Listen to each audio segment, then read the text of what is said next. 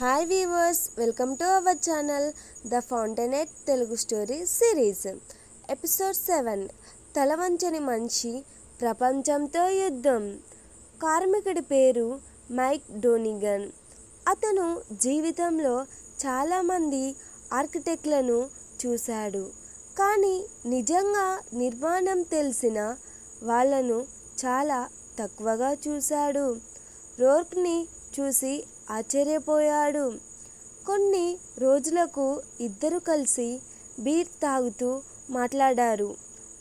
Mic ఒక్కసారిగా అన్నాడు, నా జీవితంలో నిజంగా భవనాలు అర్థం చేసుకున్న ఒకే ఒక్క ఆర్కిటెక్ట్ ఉన్నాడు, హెన్రీ కామెరన్. రోర్క్ నిశ్శబ్దంగా నవ్వాడు. నేను ఆయన దగ్గర 3 సంవత్సరాలు పనిచేశాను అన్నాడు. ఆ క్షణం నుంచి ఇద్దరి మధ్య నిజమైన స్నేహం ప్రారంభమైంది. అయితే ఆ ప్రశాంతత ఎక్కువ కాలం నిలవలేదు. ఒకరోజు గై ఫ్రాంకెన్ రోర్క్ని తన గదికి పిలిచాడు. ఒక భారీ ఆఫీస్ బిల్డింగ్ డిజైన్ చేయమన్నాడు. క్లయింట్ మాత్రం ప్రత్యేకంగా కామెరన్ ప్రసిద్ధ భవనంలాగా కావాలని కోరుకున్నాడు. ఇది రోర్క్కి జీవితంలో వచ్చిన అరుదైన అవకాశం.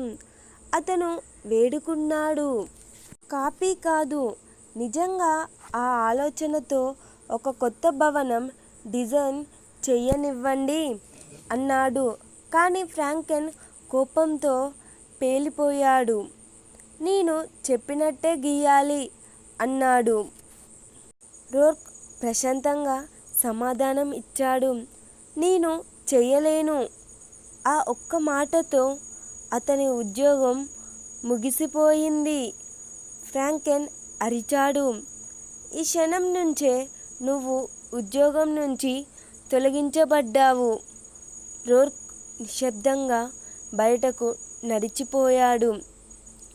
మళ్ళీ నిరుద్యోగి అయ్యాడు, కానీ తన ఆత్మను అమ్ముకోలేదు. తన సూత్రాలను వదలలేదు. ఆ తర్వాతి నెలలు అతని జీవితంలో అత్యంత కఠినమైన రోజులు. ఒక్కో ఆర్కిటెక్ట్ ఆఫీస్కి వెళ్ళాడు. ఒక్కో చోట తిరస్కరణ ఎదురైంది. స్టాంటన్ నుండి బయటకు పంపించబడ్డావు, ఫ్రాంకెన్ ఆఫీస్ నుంచి కూడా తీసేశారు అని చెప్పి అందరూ తలుపులు మూసేశారు. కానీ రోర్క్ మాత్రం ఓడిపోలేదు.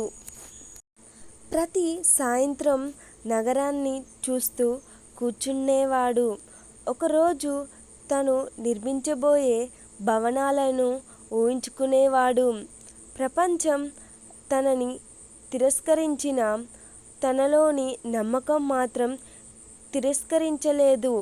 ఎందుకంటే అతనికి ఒక విషయం ఖచ్చితంగా తెలుసు, ప్రపంచం నన్ను ఆపవచ్చు, కానీ నా ఆలోచనను చంపలేను. హోవర్డ్ రోర్క్ జీవితాన్ని శాశ్వతంగా మార్చబోయే వ్యక్తి ఎవరు? అతనికి చివరకు అవకాశం దొరుకుతుందా? తెలుసుకోవాలంటే నెక్స్ట్ ఎపిసోడ్లో కలుద్దాం.